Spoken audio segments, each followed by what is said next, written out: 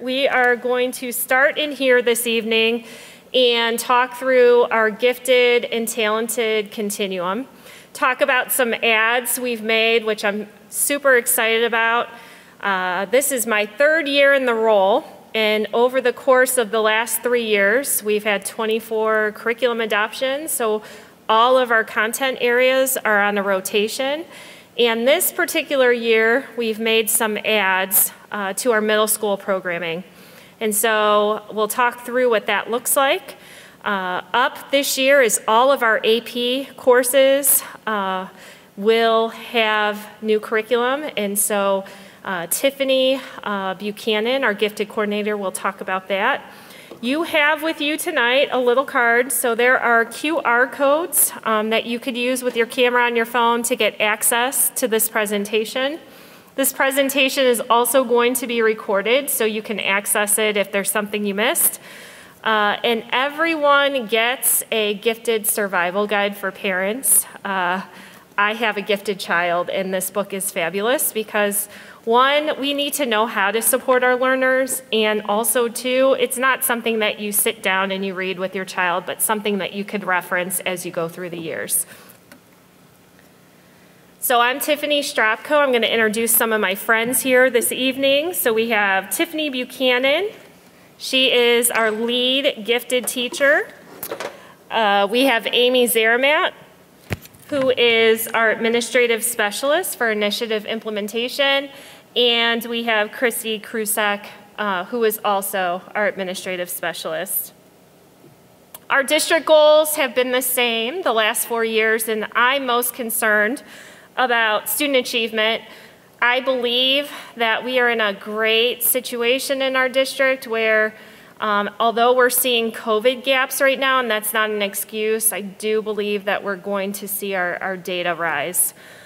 Improving transparency, you're here, we're recording this, and we want to share the great things that we have in store for this population. And then fiscal responsibility is always our goal. We offer equitable services, so we're going to talk through our K through 12. We're going to specifically talk about gifted and talented at the elementary level. We're going to briefly talk about our new honors courses, and then our advanced placement courses and honors courses at the high school. Just a little video we created with our teachers and our students, and I'd like to share with you.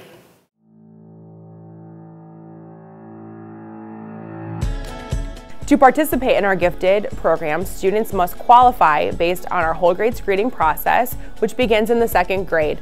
3 times a year, students are given the MAP test in grades 2 through 7, and in 2nd grade and 5th grade, students take the COGAT, which can also be a gifted qualifying assessment. So the benefits of the gifted program are that students can really have their social, emotional, and learning needs met by teachers who really understand gifted students, and they really know their needs and can really push them to the next level throughout enrichment, through project-based learning, discussions, very specialized instruction that allows them to really meet their individual needs and to really reach the next level in learning.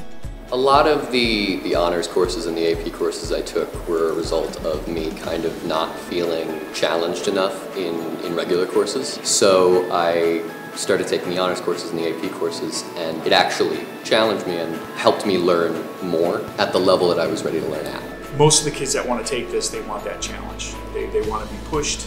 They don't like to be bored. They get college credit for the AP courses. I know mine many times has been said that it's an upper level college course, the stuff that they're learning. I think the benefits for a student taking an AP honors class in high school is that you have that one-on-one instruction, you have the smaller class sizes, you have the longer time to delve into things. In addition, you have the support system of a high school that you're not going to get in a college. I personally believe that being pushed is a lot better than just coasting along, and it's better to prepare yourself for the future than just figure it out when you're in that moment. There are a lot of other really good courses here available in the Parma City schools. There's a lot of interesting classes other than the AP classes, but the AP classes you really have to be committed to that extra work and being organized. And I think a lot of the key is, are you willing to learn about how to study and learn how to develop good habits? Students can expect to be challenged, And yes, they may have more work, but it's also a way of thinking. It is connecting different texts. It is connecting to different classes and connecting to events. So it becomes layers of learning where students are doing more work sometimes, but also thinking more deeply about what they're learning. I think I'm benefiting from just allowing my writing to be better and learning things I've never even heard of before. Like, I've never even heard of rhetorical devices, but now I'm learning so much about it and I'm being able to master it eventually. I really wanted to get ahead of my game. As you know, AP Honors classes, they're for college credit, but along with the college credit, I just wanted to, especially with this class, I wanted to expand my writing because I want to go into a writing field in college. I just want to be prepared, and I just wanted to get to where I needed to be right now instead of having to catch up later in college. It's difficult to get used to, but once you're there, it just becomes natural and you just want to learn more. So again, you got to see just a glimpse of our teachers and some of our high school students at all 3 high schools here. So a little bit about our continuum. In K-1, we have early entrance. So our students can start kindergarten early. And then we move to formal services in grades 2 and 4, in which we have the cluster model and a little bit of pullout. And in 5 and 7, we also have the cluster model, but we have acceleration for our math grades 6 through 7. And this year we added honors to grades 6 and 7 for ELA, which we're really excited about. And then 8 through 12 is your honors, your advanced placement, and your CCP, which is College Credit Plus. Next year, our students, any of our students that sit and have a written acceleration plan at the high school level, and they sit in an AP or honors course or CCP course for English and math, will be counted for gifted services. So we're excited about that as well. We have another option for our students that a lot of our students that are identified as gifted participate in or make that decision to go to a different homeschool. And so at the elementary level, we have STEM at Pleasant Valley Elementary. We have 3 classes, kindergarten through 4. And then at Greenbrier, we have 1 middle school team, grades 5, 6, and 7. And so there we have our students that participate in project-based learning. They have 1 essential question that they answer by the end of 9 to 12 weeks, and they work with all content areas to come up with how they will solve that question in terms of projects and that interdisciplinary focus. And so we're really proud of the work that we have completed with our STEM program. It is in, I believe, year 8, and we just expanded 7th grade last year. And so this is just a little bit about it. And online, and you also have the QR code to our presentation tonight. If you are here for a middle school child or an elementary student and you have specific questions, I will be downstairs where you could ask me those questions, but also there's plenty of information. We have a student contract, a parent contract, and we have our application process. So I am going to turn it over to Tiffany Buchanan, our lead teacher, who will talk to us about the gifted identification process. So one of the most common questions we field in my office is, how do students get identified as gifted? Like, sometimes you get an identification letter in the mail that says your student has been ID'd. Well, what does that mean? And how did that happen for your child? So in Parma City Schools, we are using the COGAT to screen for superior cognitive ability. The COGAT is a whole grade screening assessment that is administered in 2nd and 5th grade. It's a computer-based assessment, and it measures reasoning and problem-solving skills.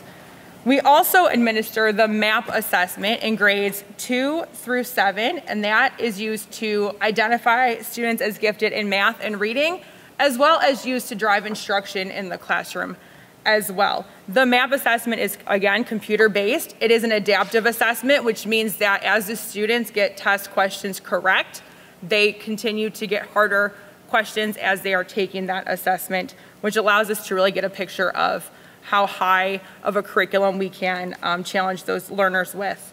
And students do need to score in the 95th percentile in that assessment for gifted identification.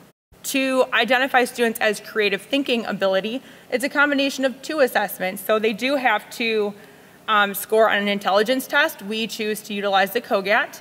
And they also need to meet the benchmark then for a teacher observational creative thinking checklist. So the teacher would look at what they're observing in class and rate the student on that checklist then if they qualify. And then in addition to these assessments, if there is a specific need for an individual assessment, we also administer those as well with parent permission. Once your students are identified as gifted, you get what we call a WEP in the mail. That's the student's written education plan. And these plans are updated every year. You could get one at any time throughout the year for that first identification, and then after that, every fall, you get the new updated documentation. And this tells you, as your family, what the students are receiving as far as gifted services for that school year.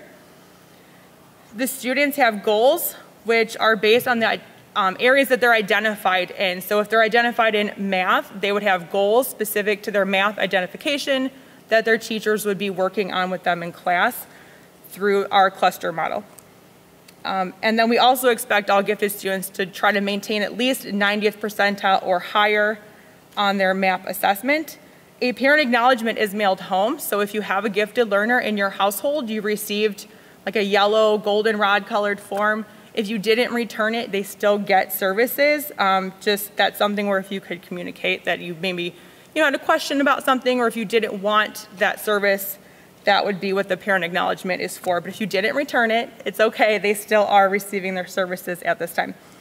And then the WEPs are sent home to 2nd through 7th grade identified students now. As Mrs. Strobko mentioned before, we are also adding services in 8 through 12 starting next year for math and ELA honors and AP classes.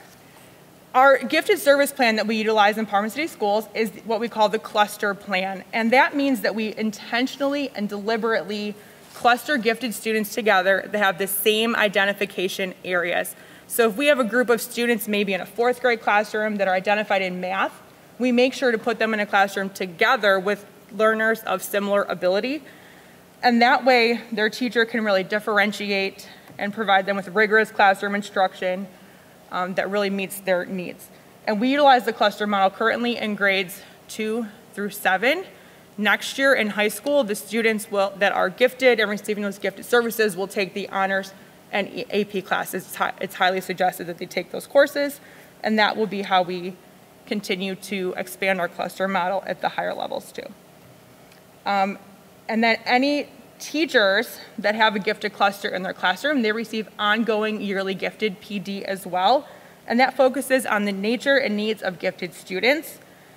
And that allows us to meet the requirements that are also set forth from the Ohio Department of Education to count as, formally providing gifted services. And then I provide ongoing support to those teachers as well. At the elementary level, we again use the cluster model like we just mentioned. The teachers differentiate within their core instruction.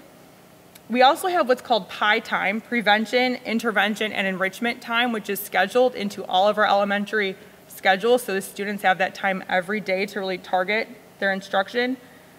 And then additionally, we have scheduled enrichment sessions with the gifted intervention specialists and their gifted peers.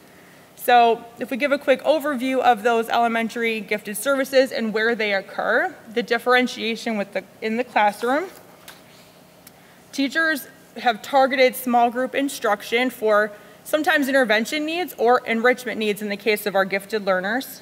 And that happens in the regular ELA and math classes. The differentiation could be based on content, process, or product. So students could be given advanced concepts and content, higher level questioning, alternative assignments or projects, and the daily instruction that's provided just by their classroom teacher in the sense of differentiation. PI time is that separate time that is scheduled into our daily blocks in the elementary level. That is where teachers really hone in on the students' needs. Could be for intervention or prevention or enrichment in the case of our high achievers and our identified gifted students. During Pi time, those groups are flexible and they're based on data. So students, sometimes maybe they're in an enrichment group, and then perhaps they are flexed into a different group, maybe the next cycle of intervention and enrichment. And sometimes those students then work with any teacher that is within that grade level. So teachers do mix up classes at that time to really best meet the needs of their groups of students.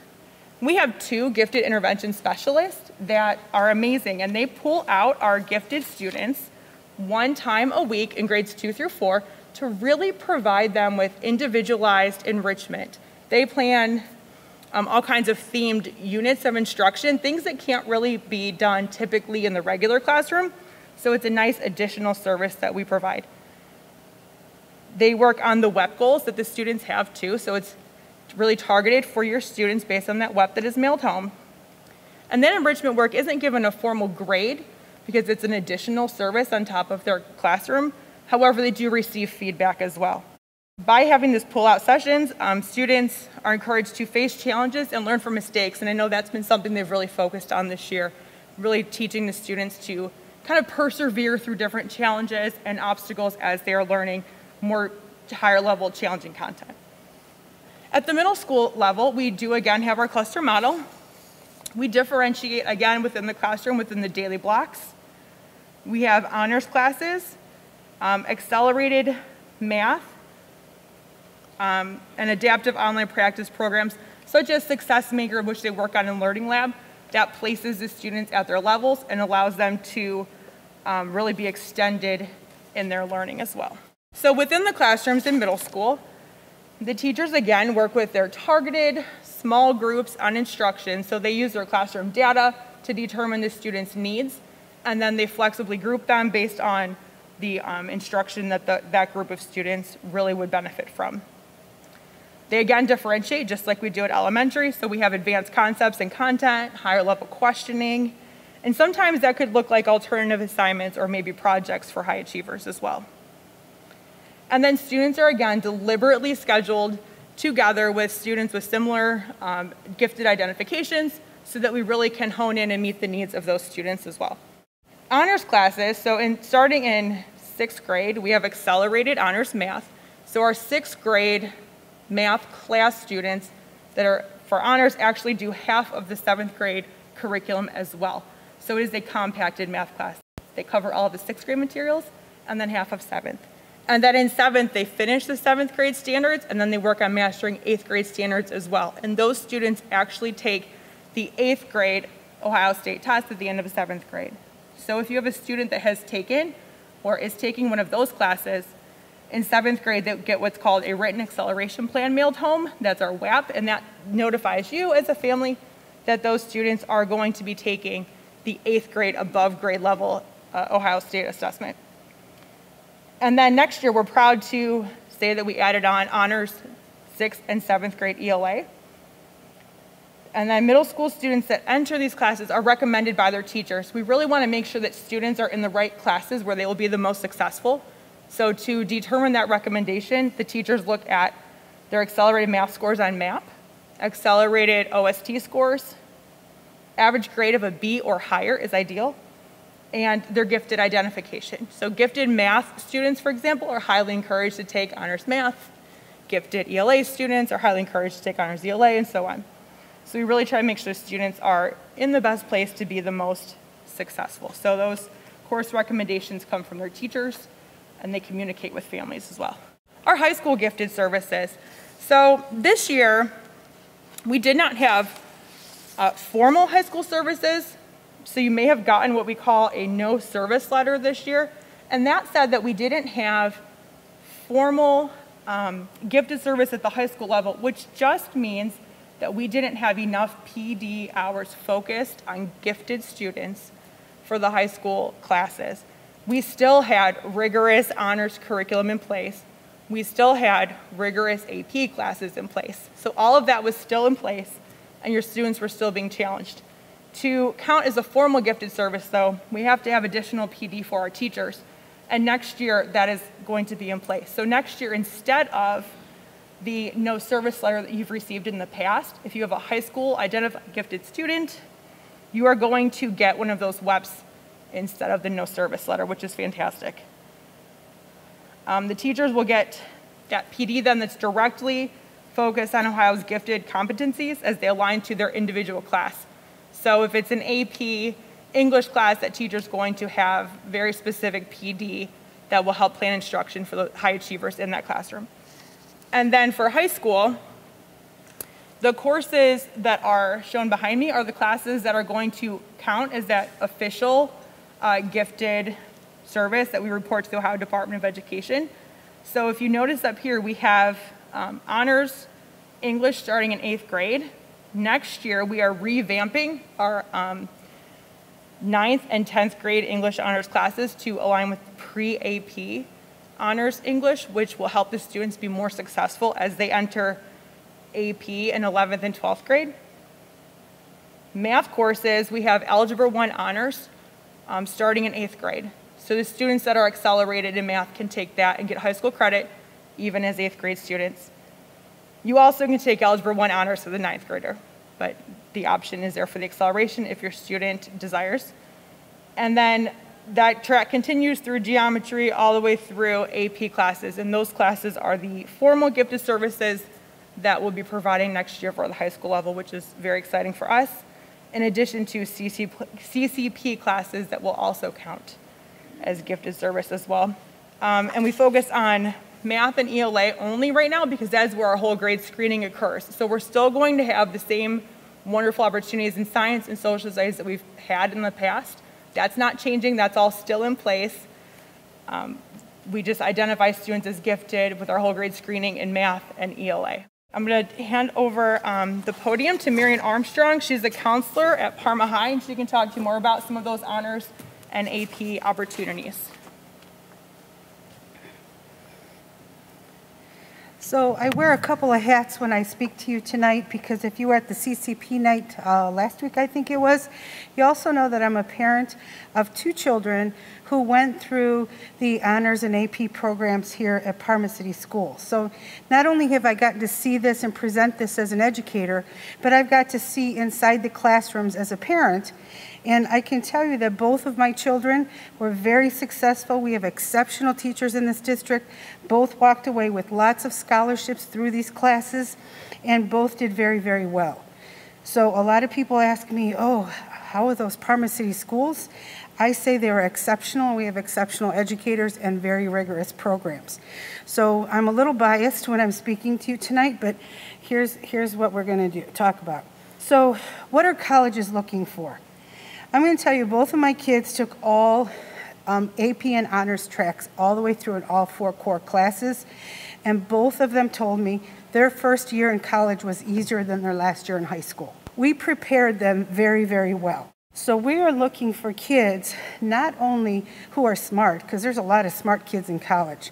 We're looking for kids who have time management. We're looking for kids that can organize themselves. We're looking for strong communicators and strong writers. We're looking for kids that are doing more than just going to school. Because I've been in this business for 35 years, and there are kids who are #1 in the class.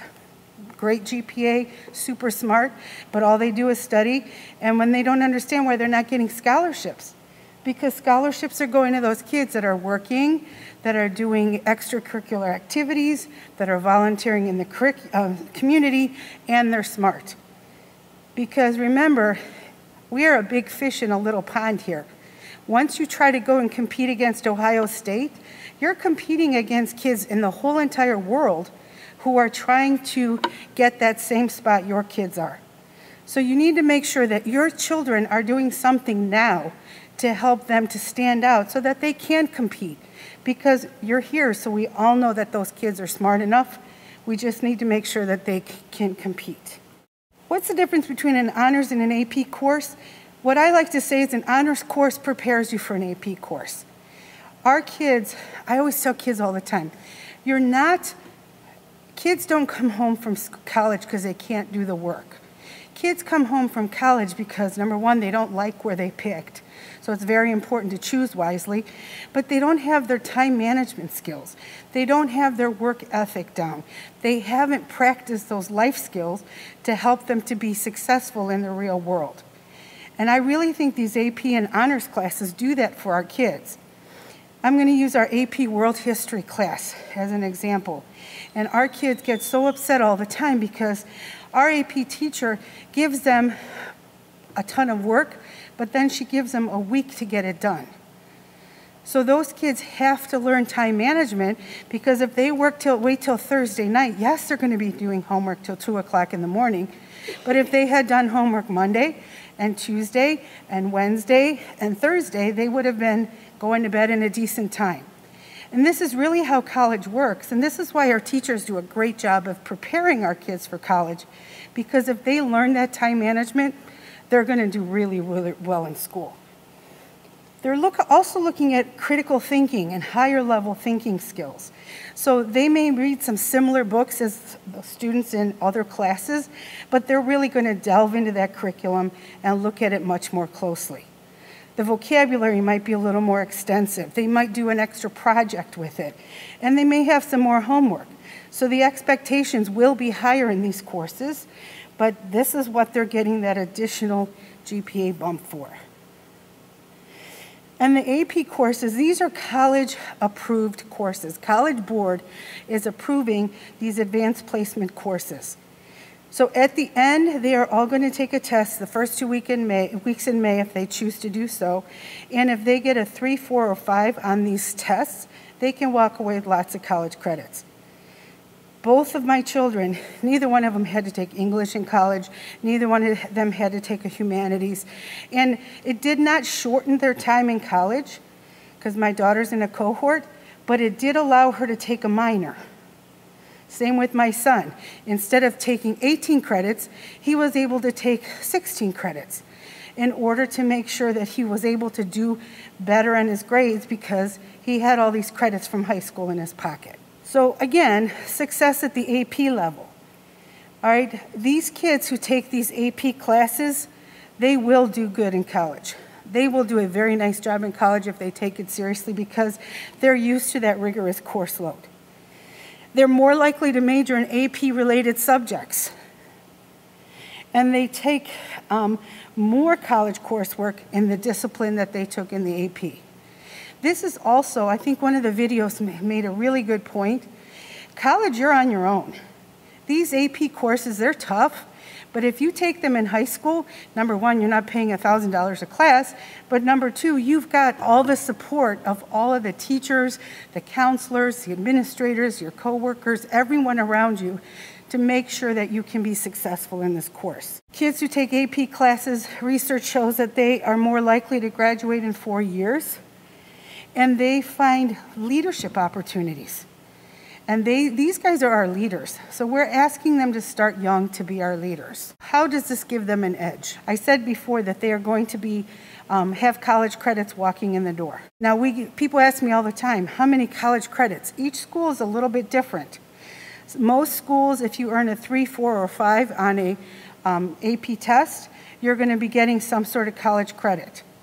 Other schools, they want to look at that 4 or a 5. So you need to work independently with each one of those institutions to see what their transfer ratio is. Like I said before, you're going to get to skip some introductory classes. You're going to free up your schedule. You might be able to start early or graduate a little bit early. And these are the courses that go on your transcript to high school, from the high school. So it's important because you're already starting your college transcript. If you end up with a lot of these, especially CCP, if you end up with these good grades, you already are starting a positive college transcript. So again, like I said before, everybody in here, we all have smart kids. The important thing is, what do they do with that smart? Our kids do very well if they are self-motivators, if they are organized, if they have good time management, if they are independent, and if they are good readers. Very important for all of those things. So content is explored more thoroughly with all of these students, and they'll have a deeper understanding of the subject matter. There is always going to be a higher workload expectation because remember there's a bump in our GPA from these honors and AP classes as well. Labs might be more inquiry-based. You know, the kids tell me, should I take honors chemistry or regular chemistry? The difference between honors and regular is often the amount of labs that they're able to do and a lot of inquiry-based learning. And again, they're going to be using their critical thinking skills and higher level problem solving. It's not just going to be remembering facts, is what can you do with that information that you've now learned? And again, these are our mature kids, so they do have to have a level of maturity in order to take these college level courses. But again, our kids, they do very, very well. I mean, I've got 2 at home, not at home, thank goodness, they're already off to college, but I've got 2 that did very well, and I am so impressed with our AP and honors teachers.